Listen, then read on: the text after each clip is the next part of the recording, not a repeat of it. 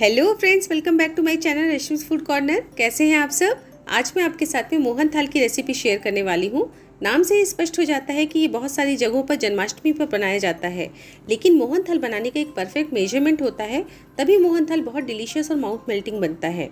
और जनरली इसमें मावा डालकर बनाया जाता है, पर आज मैं इसे बिना मावा के घर में अवेलेबल चीज़ों से ही बहुत आसान तरीके से बनाना बताऊंगी, और उसके बावजूद भी इसका टेस्ट बहुत ही लाजवाब आएगा। तो फिर चलिए फटाफट से बनाना शुरू करते हैं। अब मोहन थाल बनाने में फर्स्ट स्टेप में हमें बेसन की कणियाँ तैयार करनी है, या बेसन को हमें दानेदार बनाना है। तो उसके लिए यहाँ पर मैंने 2 कप बेसन लेना है। तो इस मेजरिंग कप में मैंने इस बेसन को डाला और अच्छे तरीके से दबा दबा के प्रेस करके इसको 1 कप लिया। और अगर ये मेजरिंग कप आपके पास में नहीं है तो कोई भी बड़े साइज़ की जो कटोरी होती है उसे आप यूज़ कर सकते हैं। तो बाकी सारे मेजरमेंट भी उसी कटोरी से आप कीजिए। तो ये देखिए, इसको प्रेस करके मैंने 1 कप मेजर कर लिया है और इसको इसमें डाल दिया। और अभी इसको छानने की हमें ज़रूरत नहीं है, क्योंकि इसे हम बाद में छानेंगे ही, और ये घर का पिसा हुआ बेसन है तो वैसे भी दानेदार है। तो दानेदार बेसन अगर होगा तो और परफेक्ट होता है ये मोहन थाल बनाने के लिए। तो ये देखिए, दूसरा कप भी मैंने मेज़र कर लिया। तो ये देखिए, बहुत ही अच्छा बेसन है, क्योंकि ये घर का फ्रेश पिसा हुआ है। तो मार्केट का भी लेंगे तो भी चलेगा आप, लेकिन मार्केट का लेंगे तो उसे छान के यूज़ कीजिएगा तो ज़्यादा बेटर होगा। अब इसको एक साइड में रखा हमने, और ये मैंने यहाँ पे मेल्टेड घी लिया है। तो घी हमेशा मेल्ट करके इसमें मेजर करके लेना है। तो ये मैंने 3 टेबल स्पून लिया है। तो साथ में यहाँ पर दूध भी लिया है रूम टेम्परेचर पे, और इस दूध को भी 3 टेबल स्पून ही लेना है। तो मैं यहाँ पर आपको मेजर करके बता देती हूँ। जैसे 1 टेबल स्पून 2 नाश्ते वाली चम्मच के बराबर होगा। तो यहाँ अगर आपके पास में मेजरिंग स्पून नहीं है तो आप 6 नाश्ते वाली चम्मच लीजिए। तो उतना ही आपको दूध लेना है और उतना ही आपको घी लेना है, लेकिन घी मेल्ट करके लेना है, ध्यान रखिएगा।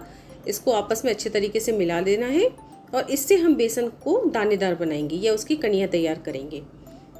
तो ये देखिए, अब ये बेसन को हम वापस से यहाँ पे लेके आए, और इसमें थोड़ा थोड़ा करके हमको इस मिक्सचर को डालना है।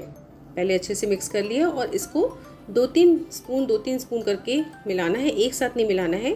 और हाथों को देखिए, फिंगर्स को मेरे देखिए कि इस तरीके से हमको बहुत तेज़ मसलना नहीं है, इसको बस हल्का सा मिक्स करना है।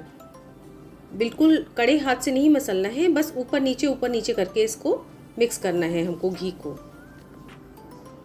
तो ये देखिए, थोड़ा थोड़ा करके हम मिलाते जाएंगे इसमें। फिर मैंने मिलाया और फिर इसको मिक्स किया। तो ये सब स्टेप्स को हमको बहुत ज़्यादा ध्यान रखना ज़रूरी है, कि क्योंकि इसको बहुत ज़्यादा मसल देंगे तो वो बिल्कुल से बेसन एक साथ इकट्ठा हो जाएगा। तो हमको इसकी मोती जैसे कणियाँ तैयार करनी है, इसलिए हमको इसको बहुत हल्के हाथों से मिलाना है। तो मैंने सारा घी और दूध का मिक्सचर इसमें मिक्स कर दिया। तो ये देखिए, हमारा बेसन बहुत अच्छा दानेदार बनकर तैयार हो गया है। और ये देखिए, अब हम सारा काम घड़ी देख कर करेंगे। तो इसको ढककर मैंने 10 मिनट के लिए सेट होने के लिए छोड़ दिया है। तो 10 मिनट बाद इस ढक्कन को खोल के देखा तो बेसन अच्छे तरीके से सेट हो चुका है और बहुत ही अच्छा दानेदार बन चुका है। तो अब इसको हम क्या करेंगे, अभी इसके कुछ दाने बड़े हैं, कुछ दाने छोटे हैं, तो बिल्कुल इवनली सारे दाने बिल्कुल सेम साइज़ के हों। उसके लिए अब हम इसको छान लेंगे, ताकि सारे दाने इसके सेम साइज़ के नीचे गिरकर तैयार हो जाएंगे। तो ये देखिए, इस तरीके से कोई भी स्ट्रेनर लीजिए और इसको अच्छे तरीके से दबाते हुए छान लीजिए, तो सारे एक ही साइज़ के दाने नीचे निकल कर आ जाएंगे। और ये जो दाने जो आखिरी के थोड़े बहुत बच जाते हैं, तो इसको हम क्या करेंगे, मिक्सी में डालकर हल्का सा चला देंगे। सिर्फ 1 या 2 बार इसको चर्न करेंगे, ज़्यादा बार इसको ज़्यादा देर तक नहीं चलाना है। तो ये देखिए, इस तरह की छोटे छोटे मोती जैसे दाने इसके बनकर तैयार हो चुके हैं बेसन के। और ये जो बचा हुआ था उसको भी मैंने मिक्सी में हल्का सा चला लिया है, इसको भी इसी में मिक्स कर दिया। और ये हमारा दानेदार बेसन बनकर तैयार हो चुका है। अब इसके बाद हम यहाँ पर केसर को गर्म पानी में भिगो के रख देंगे, ताकि जो हमारी चाशनी है या जो हमारा मोहन थाल है उसमें बहुत अच्छा कलर आए। तो इसको एकदम गर्म पानी में मैंने भिगा कर छोड़ दिया है। और इसी बीच में हम यहाँ पर जिसमें हमको इसको जमाना है मोहन थाल को, उस ट्रे को भी तैयार कर लेंगे। तो यहाँ पर मैंने ग्लास ट्रे यूज़ की है, आप चाहें तो किसी भी एल्यूमिनियम की या किसी भी मेटल की ट्रे भी यूज़ कर सकते हैं। तो इसमें बटर पेपर भी लगा दिए, ताकि निकालने में बहुत आसानी हो जाती है। और अब देखिए, घड़ी देखकर हम इसमें काम शुरू करेंगे। एक पैन लिया है मैंने, और इसमें 1 कप मेल्टेड घी लिया है, लेकिन पूरा नहीं डाला, पहले हमने 3/4 कप डाला। 1/4 मैंने अभी बचा लिया है, अगर ज़रूरत पड़ेगी तो हम डालेंगे। और इसमें जो हमारा बेसन तैयार दानेदार रखा हुआ है उसको हम डाल देंगे। तो अभी घड़ी में टाइम देख लीजिए, 1:20 से थोड़ा सा ऊपर हुआ है। अभी हमने इसको मिक्स करना स्टार्ट किया। तो पहले इसको हम गैस में बिल्कुल धीमी आंच पर हमको इसको सेकना है। ये देखिए, पहले हम इसमें घी में इसको मिक्स करेंगे। तो घी गर्म है ठंडा है कोई फ़र्क नहीं पड़ता, बस इस बात का ध्यान देना ज़रूरी है कि घी पिघला हुआ होना चाहिए, जमा हुआ घी नहीं यूज़ करना है, वरना हमारा जो मेजरमेंट है वो गड़बड़ा जाएगा और मोहनथाल अच्छा बनकर तैयार नहीं होगा। तो अब बिल्कुल सिम फ्लेम पे या लो फ्लेम पे हमको इसको लगातार चलाते हुए भूनना है। तो ये देख लीजिए, घड़ी में टाइम देखिएगा। और अभी थोड़ा बेसन में जो ये स्पैचुला हम चला रहे हैं वो कड़ा कड़ा घूम रहा है, क्योंकि अभी जब हम इसमें घी में डालते हैं बेसन को, तो वो बेसन घी को एब्जॉर्ब कर लेता है और थोड़ा सा हार्ड चलता है इसमें स्पैचुला। और ये देखिए, लगभग 5 से 7 मिनट के बाद बिल्कुल हल्का हो गया है, किनारे से पूरे बबल्स उठने लगे हैं और बेसन सिकने की खुशबू आने लगी है। अब ये देखिए, लगभग 20 मिनट के बाद में ये काफ़ी हल्का हो चुका है, कलर भी इसका चेंज हो गया है और बबल्स भी काफ़ी आ गए हैं और बिल्कुल फ्लफ़ी सा हो गया है, फूल सा गया है। तो इसमें एयर बबल्स भी काफ़ी आ गए हैं और बहुत हल्का चल रहा है इसमें स्पैचुला। तो ये सारे स्टेप्स होते हैं कि इसमें किस तरीके से बेसन भून रहा है। और इतना घी 1/4 घी हमारा बच गया है, तो इसको मैंने एक तरफ रख दिया, इसे हमें यूज़ नहीं करना है।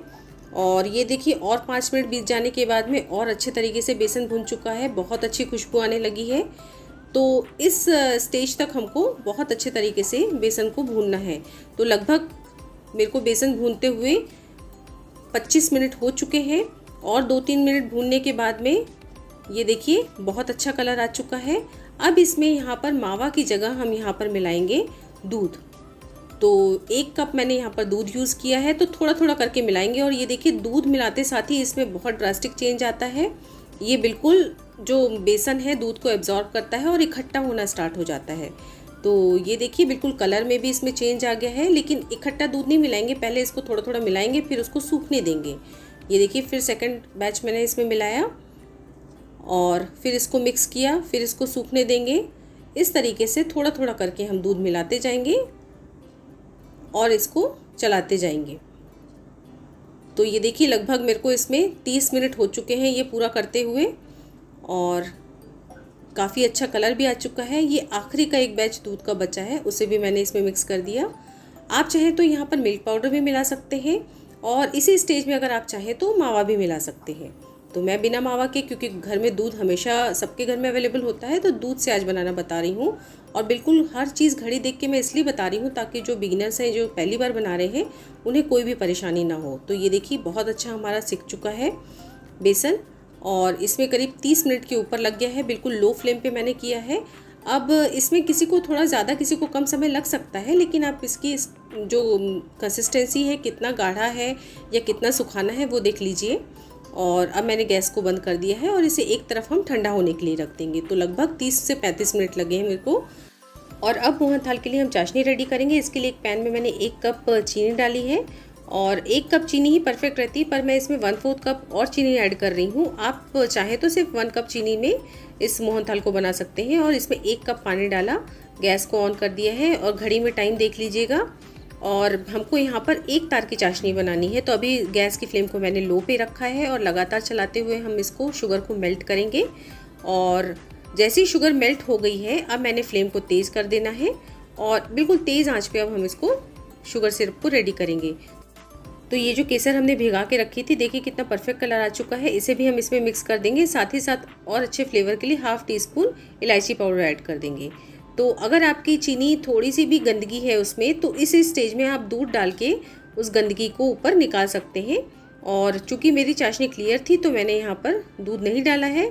और अब बिल्कुल हाई फ्लेम पे हम इसको कुक करेंगे। तो फ्रेंड्स, किसी किसी को फ्लेम के ऊपर डिपेंड करता है, किसी किसी को 1 तार की चाशनी बनने में 10 मिनट लगते हैं, किसी को 15 मिनट लगते हैं। तो मेरी 10 मिनट में मैंने इसको चाशनी को चेक करना है। तो एक बोल में पानी लिया और ये देखिए, चाशनी डालने के बाद इसको एक फिंगर से इकट्ठा करेंगे तो ये देखिए एक साथ इकट्ठी हो जा रही है, डिज़ोल्व नहीं हो रही है।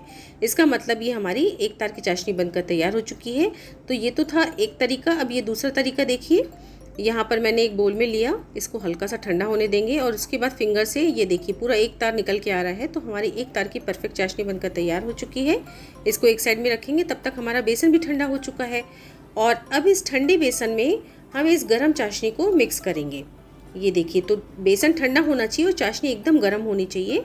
इसको हमने इसमें डाल दिया और अब इसको स्पैचुला से बिल्कुल लो फ्लेम पे हमको इसको मिक्स करना है। सारे गांठे वगैरह जो इकट्ठा है बेसन, उसको अच्छे तरीके से दबाते हुए हम इस चाशनी में मिक्स करेंगे। ये देखिए, और अब इसको हमको सूखने तक पकाना है। तो मैंने गैस की फ्लेम को ऑन कर दिया है, बिल्कुल लो फ्लेम पे हम इसको कुक करेंगे।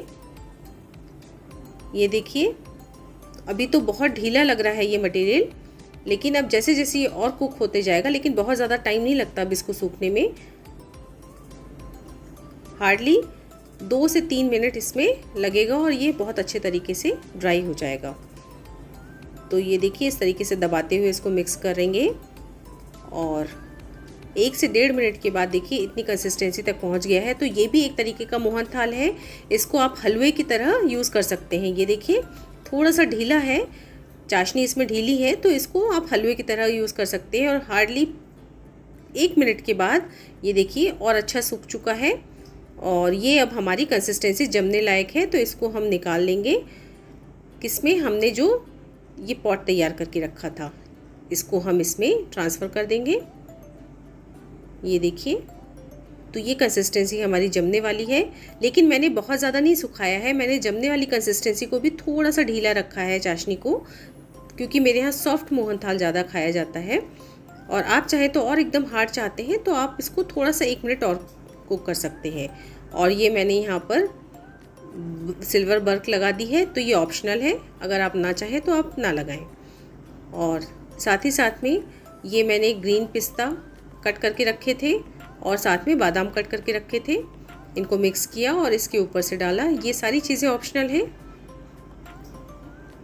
अच्छे तरीके से आप और कोई मेवा डालना चाहते हैं तो आप वो भी डाल सकते हैं।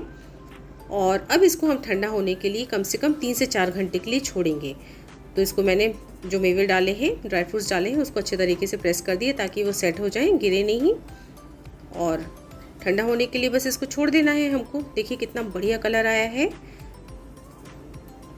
और करीब 3 से 4 घंटे ठंडा होने के बाद में ये देखिए हमारा मोहन थाल बनकर तैयार है। इसको हम डीमोल्ड करेंगे, बहुत आसानी से हो जाता है डीमोल्ड भी, क्योंकि नीचे हमने बटर पेपर लगाया था। और ये देखिए कितना बढ़िया कलर आया है हमारे मोहन थाल का। इसको मैंने पलट लिया, बहुत अच्छे तरीके से सेट हो चुका है, तभी ये आसानी से पलटा जा रहा है, डीमोल्ड हो गया है। पर उसके बावजूद भी मैंने थोड़ा सा सॉफ्ट बनाया है। अगर आप और कड़ा चाहते हैं तो इसको थोड़ा सा और भून लीजिएगा, उसके बाद इसको सेट होने के लिए छोड़िएगा। तो ये देखिए मैंने इसको कट कर लिया है और एक पीस निकाल के दिखा रही हूँ आपको। बहुत अच्छा मोहन थाल बना है, बहुत ही बढ़िया दानेदार है। ये देखिए कितने बढ़िया दाने दिख रहे हैं इसके, और तोड़ के भी दिखाऊंगी आपको कि बिल्कुल अच्छे तरीके से हाथों में मसल जाता है, बहुत ही सॉफ्ट है। तो आपको ये रेसिपी कैसी लगी कमेंट करके मुझे ज़रूर बताइएगा, और आप भी इस जन्माष्टमी पे इसे ज़रूर ट्राई कीजिएगा, बहुत ही बढ़िया रेसिपी है। और अगर आप मेरे चैनल पे पहली बार आए हैं तो सब्सक्राइब किए बगैर बिल्कुल मत जाइएगा, साथ में बेल बटन भी ज़रूर दबाइएगा, जिससे आपको मेरी आने वाली रेसिपीज़ की नोटिफिकेशंस मिलती रहेंगी। तो फिर मिलते हैं मेरी एक अगली नई रेसिपी के साथ, तब तक के लिए bye bye. Thanks for watching.